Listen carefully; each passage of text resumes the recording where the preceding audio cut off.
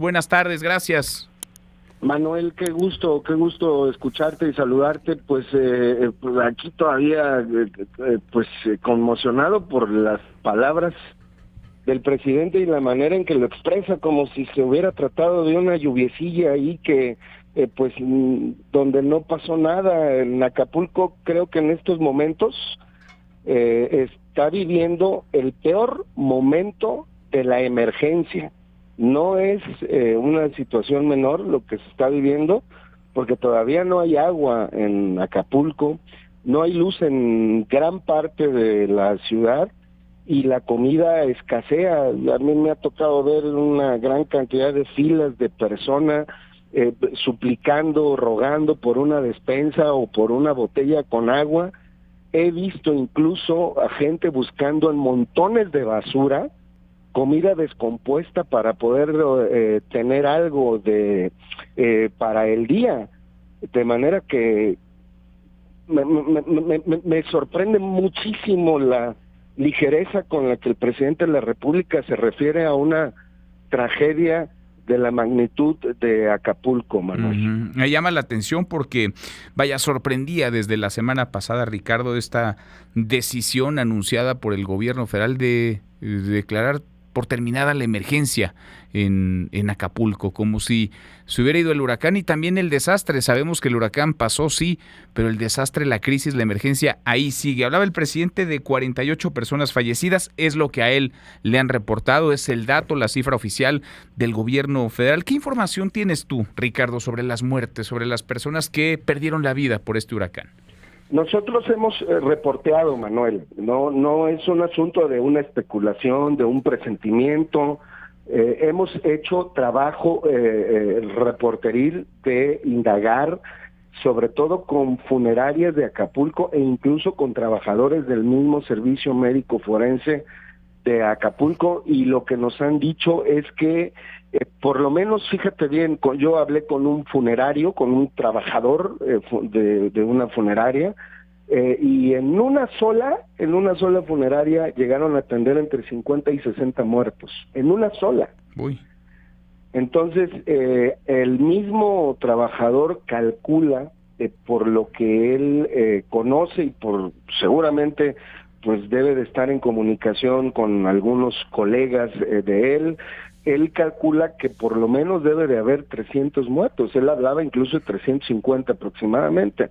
Esto seguramente, Manuel, no está documentado, porque como recordarás, los primeros días, ni siquiera las primeras horas, los primeros días y aún hasta la fecha, no ha habido buena comunicación en Acapulco, es decir, la telefonía estuvo suspendida, no hubo señal, no hubo luz, y dime tú quién iba a estar en condiciones de reportar o de ir al servicio médico forense a registrar un deceso. Incluso las mismas funerarias no estaban en condiciones de reportarlas. Y seguramente todo ese concentrado tendrá que llegar poco a poco al gobierno, que, insisto, parece que está haciendo todo lo posible por ponerle una alfombra a Acapulco para que nadie se dé cuenta de lo que esté pasando en la magnitud de la crisis humanitaria que está viviendo en este momento, y también en cuanto al número de muertos y desaparecidos. Te voy a poner un dato simplemente, y esto creo que es incontrovertible, Manuel.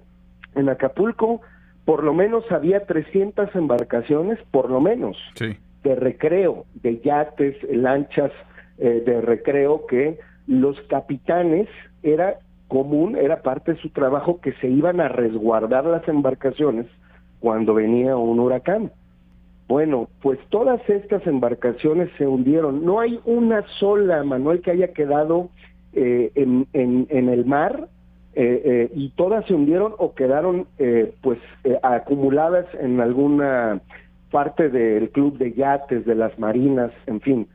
Bueno, de ese número de embarcaciones, ¿tú crees que hubo o que todos sobrevivieron completamente? Yo tengo informes de estas marinas que por lo menos en cada una debe de haber más de 20 muertos en Acapulco. Uy. Entonces no dan las cifras, no dan, y bueno, a eso agrégale los desaparecidos. Hay mucha gente que salió volando y que no la encuentran.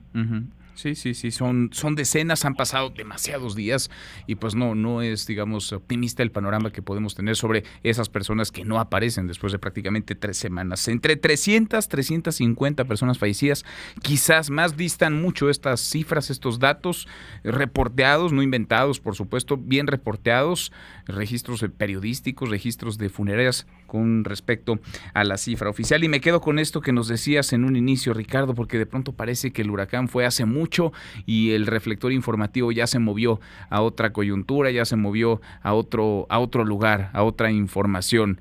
La emergencia sigue y quizá Acapulco está atravesando el momento más complicado en esta crisis tras el impacto de Otis. Es el peor momento de la crisis ahorita en este momento, porque hay gente que no tiene ni siquiera agua para tomar o alguna despensa para comer. Y un dato también, ojalá el gobierno federal, con esa contundencia o con esa ligereza más bien con la que habla de las cifras, Manuel, pudiera publicar. Tú recordarás que en todos los desastres naturales se publica una lista de fallecimientos o de desaparecidos. En este momento, Manuel, no existe una lista oficial de los decesos de las personas con nombre y apellido y de los desaparecidos para que la gente ayude a localizarlos. No sabemos quiénes son los desaparecidos. Solamente el gobierno federal los redujo a un simple número, a un número, a un dígito. Y no los conocemos con nombre y apellido, no sabemos cómo se llamaban o cómo se llaman los desaparecidos. Eso a mí me parece verdaderamente increíble. Qué pena, qué tristeza y qué drama, qué tragedia. Increíble la devastación y sobre todo, en este caso, el más sensible, la pérdida de vidas. Ricardo, un abrazo hasta allá. Muchas gracias por platicar con nosotros. Abrazo, Manuel. Buenas tardes. Gracias, muy buenas tardes. Ricardo Castillo, el director de Cuadratín Guerrero. Son los otros datos, son las otras cifras. Sigue ahí el desastre, se fue el huracán, sí, pero la crisis se quedó, la emergencia también. La hora con 25. Pausa, volvemos.